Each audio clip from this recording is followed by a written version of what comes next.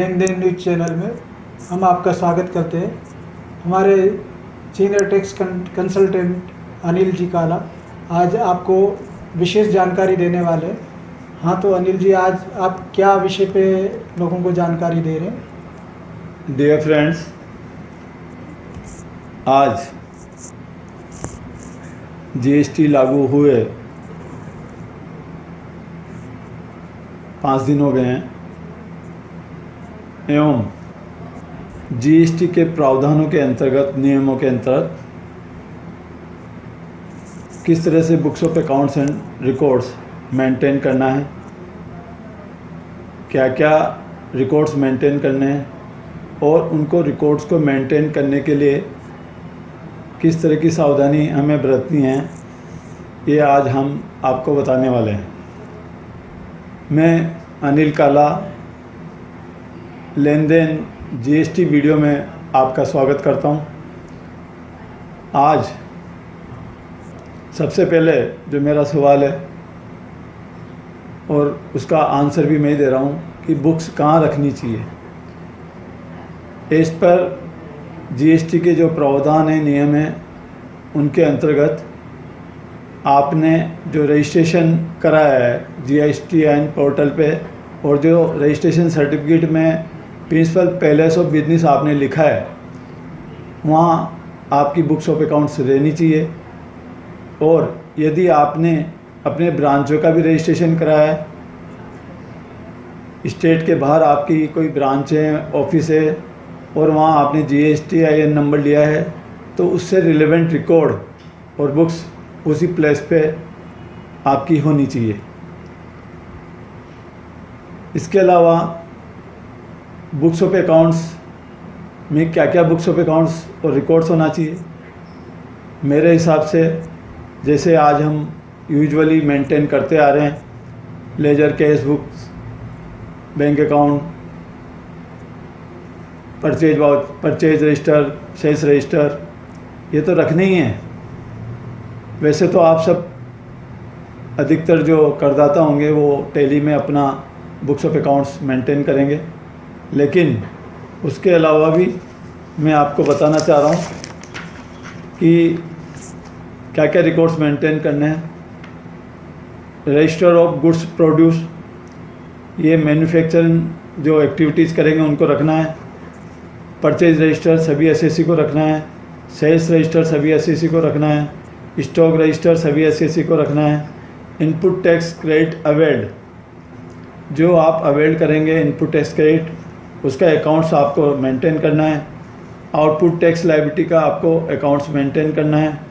Output tax paid, कितना tax आपने paid किया है, उसका अकाउंट्स आपको मेंटेन करना है।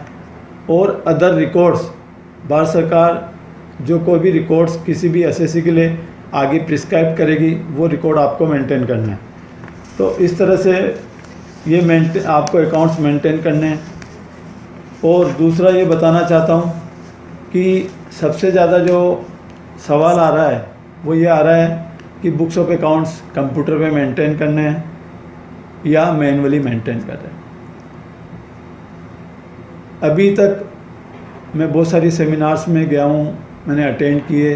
ये क्वेश्चन आता है कि कंप्यूटराइज मेंटेन किया जाना चाहिए या मैनुअली किया जाना चाहिए। मेरे जो ओपिनियन है उसके अकॉर्डिंग आप कंप्यूटर पे भी मेंटेन कर सकते हैं और मैनुअली भी मेंटेन कर सकते हैं। इसमें किसी भी तरह की कोई दुविधा या भारत सरकार ने कोई बाउंडेशन नहीं रखी है।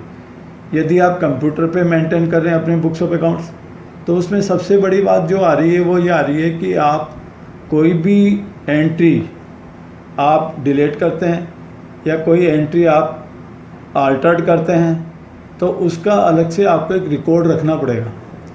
अभी तक क्या होता था कि कंप्यूटर पे कोई एंट्री कभी भी हटा दी, दूसरी चढ़ा दी, कभी भी कोई ट्रांजैक्शन ऊपर नीचे कर लेते थे। लेकिन जीएसटी के प्रावधानों में एक ये प्रावधान दिया गया है कि कोई भी आप कंप्यूटर पे कोई भी एंट्री डिलीट करेंगे, एडिट करेंगे, तो एवरी एंट्री का लॉग आपको मेंटेन करना है। ये इम्पोर्टेंट बात आप ध्यान में रखें। और जो भी अकाउंट्स आप मेंटेन करेंगे वो सीरियल नंबर्ड होने चाहिए। अब मैं आता हूँ मैनुअली अकाउंट्स हैं। मैनुअली अकाउंट्स आप मेंटेन कर सकते हैं, उसमें किसी तरह की कोई बात नहीं है। जो जो अकाउंट्स आपको मेंटेन कर रहे हैं वो पूरे सीरियल नंबर होने चाहिए। दूसरी चीज़ ये कि यदि कोई आप अकाउंट्स में, वाउचर्स में, रजिस्टर में कोई आपने इरेज कर दी एंट्री, आपने ओवरराइट कर दी एंट्री, या आपने डिलीट कर दी एंट्री, या इस तरह की कोई भी एंट्री आप उसमें मैनुअल अकाउंट्स में नहीं कर सकते। यदि आपने की है तो आप उसको स्कोर आउट कर सकते हैं। स्कोर आउट का मतलब ये हो गया कि आप उसको एंट्री को ऊपर से लाइन खींच दें और उस लाइन के बाद आपको जो करेक्ट एंट्री करनी है वो करेक्ट एंट्री दोबारा से आप रिकॉर्ड कर लें। इस तरह से मैनुअल अकाउंट्स में भी किसी तरह का कोई प्रॉब्लम नहीं है, आप मेंटेन करें। अब जो अकाउंट्स मेंटेन करेंगे उसमें कुछ ऐसी चीज़ें हैं जो अपने को डेली मेंटेन करनी है। जैसे आपको बताऊं कि आपको टैक्स इनवॉइस डेली इशू करना है। टैक्स इनवॉइस के बारे में पिछले हमारे वीडियो में आपको बताया था। रजिस्टर्ड पर्सन को आपको यदि कंपोजिशन डीलर तो बिल ऑफ सप्लाई इशू करना है। यदि आपने एग्जीक्यूटेड सप्लाई की तो आपको बिल ऑफ सप्लाई इशू करना है। यदि आपने कोई जीरो रेटेड पे कोई सप्लाई दी है तो वो आपको बिल ऑफ सप्लाई इशू करना है। इस तरह से आपको कुछ जो डेली आपको मेंटेन करने हैं उनमें आप पूरी कंप्लीट नेम एंड एड्रेस वगैरह सब देंगे, GSTN नंबर देंगे, गुड्स क्या सप्लाई किया आपने वो देंगे, गुड्स जिसको सप्लाई किया उसके बारे में पूरी डिटेल आपको quantity wise, rate wise, HSN code wise सब देनी है आपको। और इसके अलावा यदि आपने कोई एडवांस पेमेंट लिया है तो एडवांस पेमेंट की पूरी जानकारी आपको रखनी है कि एडवांस कितना प्राप्त हुआ, कितना रिसीव किया, कितना पेड किया, और एडजस्टमेंट अकाउंट क्या होगा एडवांस का, तो वो अकाउंट आपको मेंटेन करना है। उसके लिए आपको एक एडवांस रिसीट भी इशू करनी है। इसी तरह से पेमेंट वाउचर है, इसी तरह से आपके रिफ़ंड वाउचर है। यदि आपने कोई सप्लाई के पेटे एडवांस लिया है और सप्लाई नहीं की तो उसके लिए आपको रिफ़ंड वाउचर है। तो इस तरह के कुछ वाउचर्स और डॉक्यूमेंट्स आपको मेंटेन करने हैं। अब नेक्स्ट पॉइंट जो आता है वो आता है कि मैन्युफैक्चरर्स जो मैन्युफैक्चर आ रहे हैं उनको क्या सावधानी बरतनी है, क्या चीज़ उनको मेंटेन करनी चाहिए, किस तरह का रिकॉर्ड मेंटेन करना चाहिए। तो मैन्युफैक्चर के लिए इन्होंने स्पेशली कहा है कि आपको एक तो मंथ वाइज प्रोडक्शन आपको मेंटेन करना है। मंथ वाइज प्रोडक्शन में आपको क्या चीज़ आपने, क्या गुड्स आपने उसमें कंज्यूम किया है, आपने कौन सी सर्विसेज उसमें यूज में लिए ड्यूरिंग आपने प्रोडक्शन के टाइम, प्रोडक्शन कितना फिनिश गुड्स कितना हुआ, उसके आगे आपने कितना सप्लाई किया, इसकी आपको मेंटेन करनी है। स्टॉक की डिटेल आपको मेंटेन करनी है, वो चाहे कंप्यूटराइज करो या मैनुअल करो। स्टॉक की डिटेल में इन्होंने सबसे पहले रॉ मटेरियल आपका ओपनिंग में क्या है, उसके बाद आपका फिनिश गुड्स ओपनिंग में क्या है, उसके बाद आपने रिसीट ऑफ सप्लाई क्या है, गुड्स कितना लॉस्ट हो गया, कितना चोरी हो गया, कितना डिस्ट्रॉय हो गया, कितना जो स्टॉक है आपका उसका कितना रिटर्न ऑफ हो गया, डिस्पोज ऑफ हो गया, चाहे वो आपने फ्री गिफ्ट का किया हो या फ्री सैंपल के किया हो, और आपका बैलेंस स्टॉक क्या रहा। तो बैलेंस स्टॉक में उन्होंने मांगा कि रॉ मटेरियल कितना रहा, आपका फिनिश गुड्स कितना रहा, उसके साथ फिनिश गुड्स के साथ आपका जो स्क्रैप बच गया या वेस्टेज बच गया या बाई प्रोडक्ट है तो उसकी डिटेल भी आपको देनी है मैन्युफैक्चरर के केस में। इसके अलावा और चीज़ बता दूं कि वो डिटेल मेंटेन करनी है अपने को इनवर्ड सप्लाई की। जो पर्सन या जो रजिस्टर्ड पर्सन है GST के अंतर्गत, उनसे आपने सप्लाई लिए तो उनके पूरे नाम, पते, GSTN नंबर, जो वाउचर उसने आपको इशू किया, टैक्स इनवॉइस इशू किया, उसकी पूरी विद सिग्नेचर है कि नहीं है, ये आपको उससे कलेक्ट करना है। ऐसे ही अपन जिसको माल सप्लाई कर रहे हैं आउटवर्ड सप्लाई, उसकी भी कंप्लीट डिटेल्स आपके पास होनी चाहिए। इसके अलावा जो आपने कोई गुड्स आपने सप्लाई लिया है और आप उस गुड्स को कहाँ स्टोर कर रहे हैं, कहाँ उसको आपने गोडाउन में रखा है, तो आपको उस गोडाउन के ओनर का नाम, यदि खुद का है तो जहाँ गोडाउन है तो उसका पूरा पता और उसका आपने पोर्टल पे रजिस्ट्रेशन एक नहीं है, उसका एड्रेस का रजिस्ट्रेशन एक नहीं है, तो पूरी डिटेल आपको गोडाउन से संबंधित उसको देनी पड़ेगी। तो ये इस तरह के कुछ आपको तैयारी, मतलब अपने को बुक्स ऑफ अकाउंट्स बनाने हैं। पहले तो आप जो करंट सिनेरियो में अपन 30 जून 2017 से पहले जो अकाउंट दिखाते थे वो excise payable account, CENVAT कैट account, output VAT account, input VAT account, input service tax account, output service tax account. अब ये चेंज होकर अब क्या हो गया कि अपन इसको अब बोलेंगे कि input CGST account, output CGST account, output input SD account, output SGST account, input IGST account, output IGST account. और अपने को एक जो करना है वो है इलेक्ट्रॉनिक कैश लेजर मेंटेन करना है, जो GSTN पोर्टल पे आपको बनाना है और GST के पेमेंट के लिए। तो ये इस तरह के टैक्स के अकाउंट भी अपने को मेंटेन करने हैं बुक्स ऑफ अकाउंट्स के अंतर्गत। और अब मैं आगे बताने जा रहा हूँ कि एनुअल जब रिटर्न जाएगा तो उसके साथ आपको एक ऑडिट रिपोर्ट भी सबमिट करनी है। ये ऑडिट रिपोर्ट आपको एनुअल रिटर्न जो 31 दिसंबर जाएगा उसके साथ जाएगी। अब एनुअल रिपोर्ट के साथ जो ऑडिटेड अकाउंट्स जाएंगे वो ऑडिटेड अकाउंट्स की जो प्रिस्क्राइब लिमिट है, गवर्नमेंट ने जो प्रिस्क्राइब की हुई है, उस प्रिस्क्राइब लिमिट के तहत चार्ट अकाउंटेंट्स अपनी ऑडिट करके आपको उसको एनुअल रिटर्न के साथ सबमिट करनी है। अब जो भारत सरकार ने एक कुछ विशेष व्यवसायों के लिए अलग से कुछ प्रोसीजर अडॉप्ट किया है, उसकी भी जानकारी मैं आपको देना चाह रहा हूँ।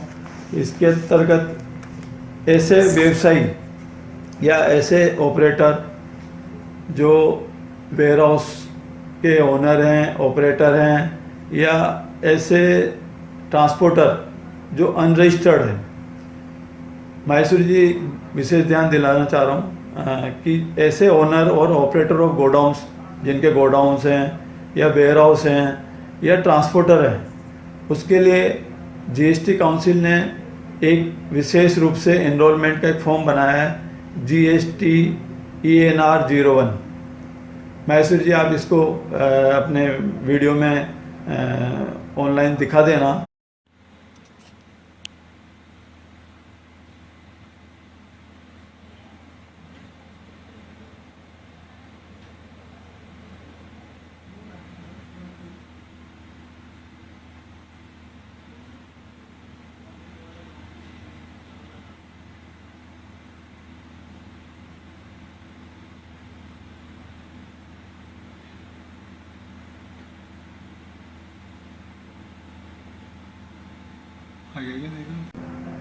GST ENR 01 ये अंडर सेक्शन 35 सब क्लोज 2 के तहत GST एक्ट के तहत इन्होंने प्रिस्क्राइब किया है।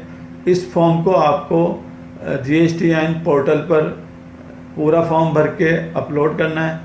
उसके बाद आपको GSTN पोर्टल पर GSTN द्वारा एक यूनिक आइडेंटिफिकेशन कोड दिया जाएगा। वो कोड आपको अपने पास रखना है और उस कोड को आप जब भी कहीं गुड्स को आपकी ट्रक को या आपके गोडाउन को जिसको भी आप देंगे उसको आपको बताना है।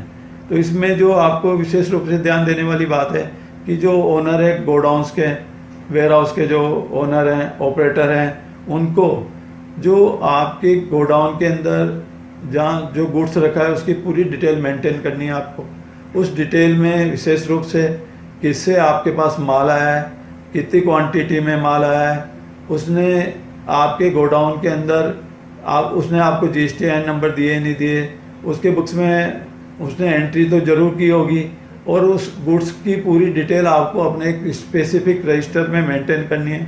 जब आप गुड्स को वापस देंगे तो कितना आपने गुड्स वापस दिया, आपका मोड ऑफ जो था वो पेमेंट का क्या सिस्टम था, वो आपको उसको पूरा डिटेल आपको मेंटेन करनी है। ऐसे ट्रांसपोर्टर जो होंगे उन ट्रांसपोर्टरों को जो जिनसे उन्होंने गुड्स डिलीवर करने के लिए उसकी पूरी डिटेल, नाम पता उनको होनी चाहिए। इसके अलावा जो गुड्स आपने स्टोर कर रखा है अपने ट्रांसपोर्ट का, जो कोई गोडाउन है आपका और वहाँ आपने स्टोर कर रखा है, तो उसमें पूरी जिसने आपको गुड्स आपको दिया है उसकी पूरी डिटेल्स, पूरे क्वांटिटी वाइज गुड्स की डिटेल होनी चाहिए आपकी, और पूरा आप उस डिटेल को जो आपने चार्जेज लिया उससे उसकी पूरी डिटेल आपको मेंटेन करनी है। तो इस तरह से ट्रांसपोर्टर वैसे है, और जो गोडाउन और वेयर हाउस जो अनरजिस्टर्ड है, अभी तक उन्होंने उनकी 20 लाख से नीचे की रिसीट है, तो उनको ये फॉर्म GSTIN पोर्टल पर सबमिट करना है, विशेष रूप से ये ध्यान दें। मैं इसके अलावा जो कॉन्ट्रैक्टर है, जो बस कॉन्ट्रैक्ट की सर्विसेज दे रहे हैं, उनको भी विशेष रूप से भारत सरकार ने रिपोर्ट्स के लिए कंपल्सरीली इसमें सेक्शन 35 में बताया है कि उसका जिस व्यक्ति से उन्होंने काम लिया है या जिस व्यक्ति को काम दिया है, उसके बारे में पूरी नाम पता वगैरह उसकी डिटेल्स होनी चाहिए। कोई भी एग्रीमेंट राइटिंग में होना चाहिए, सॉफ्ट में भी हो सकता है, राइटिंग में, दोनों में हो सकता है वो। और दूसरा चीज़, जो बस कॉन्ट्रैक्ट के दौरान आपने कोई गुड्स को यूज़ किया है, सर्विसेज को यूज़ किया है, उसकी पूरी डिटेल आपके पास होनी चाहिए। माल की क्वांटिटी कितनी आई आपके पास, सेवा की जो डिटेल्स है, किस तरीके से वो आपने यूज की है, उसको बस कॉन्ट्रैक्ट के दौरान उसकी पूरी डिटेल आपको देनी है। जिस व्यक्ति का आपने काम लिया है, उसने आपको कितना पेमेंट किया है, contract wise, each contract wise आपको डिटेल रखनी है। यानी कि आप यदि कोई बिल्डिंग का निर्माण कर रहे हैं, इधर आप रोड का निर्माण कर रहे हैं, तो आपको बिल्डिंग का जो कॉन्ट्रैक्ट है उसकी पूरी सेपरेट डिटेल्स आपको रखनी है, और उससे संबंधित जो भुगतान आपको मिला है उसकी पूरी डिटेल आपको रखनी है। मेरा कहने का मतलब ये है कि जो कॉन्ट्रैक्ट आप लोगे उससे संबंधित सारी डिटेल ईच कॉन्ट्रैक्ट वाइज आपको रखनी है।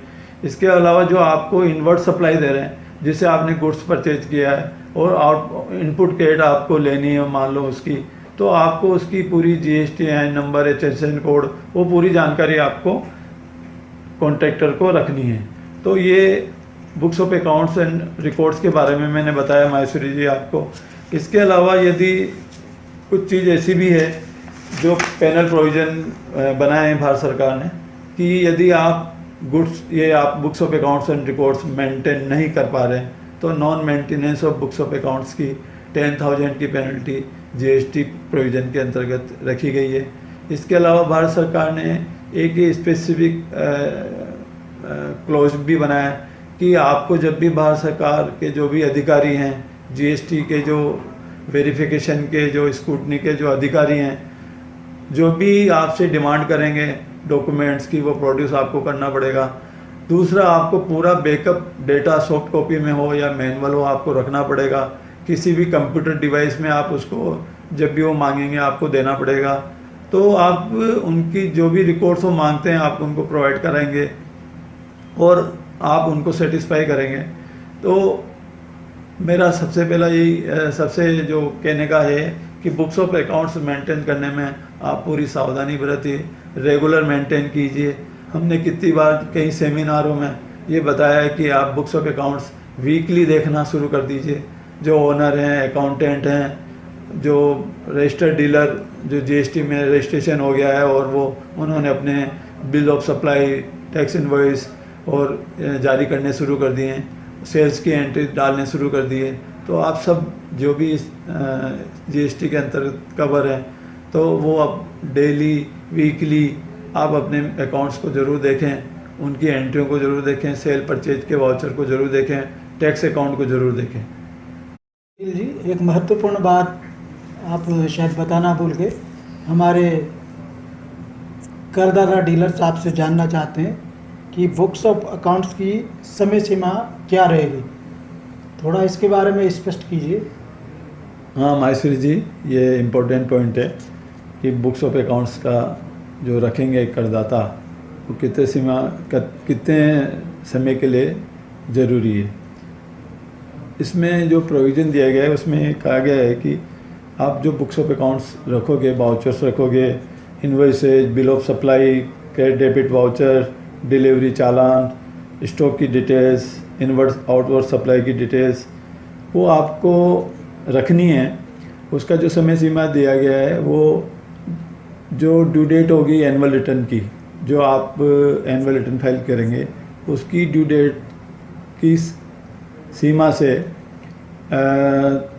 6 साल तक आप उसको रखना है आपको, यानी कि 72 मंथ्स आपको उसको रखना है। इसमें सीधे सीधे शब्दों में बताऊं from the due date of filing of returns से आपको 6 साल के अंतर्गत इसको रखना है। यानी कि जैसे 31/3/2017 का जो रिटर्न जाएगा वो दिसंबर 2017 में जाएगा एनुअल रिटर्न, और दिसंबर 2017 से 6 साल दिसंबर 2023 तक आपको इसको मेंटेन करके रखना है। जो भी books of accounts and records under section 35 read with rule 56 के तहत।